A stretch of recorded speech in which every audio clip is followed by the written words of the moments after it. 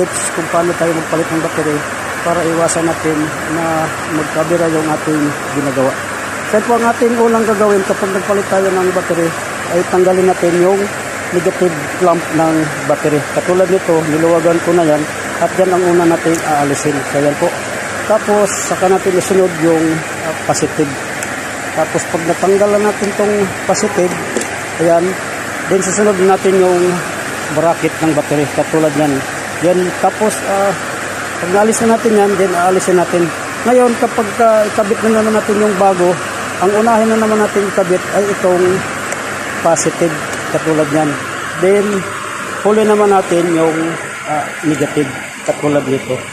So, po, ito yung aking binahagi sa inyo konting kalaman. At ito pong binahagi ko sa inyo ay ito yung mga safety tips para kapag nagpalit tayo ng battery, kahit hindi na tayo tumawag ng mga mekaniko or electrician, ay kaya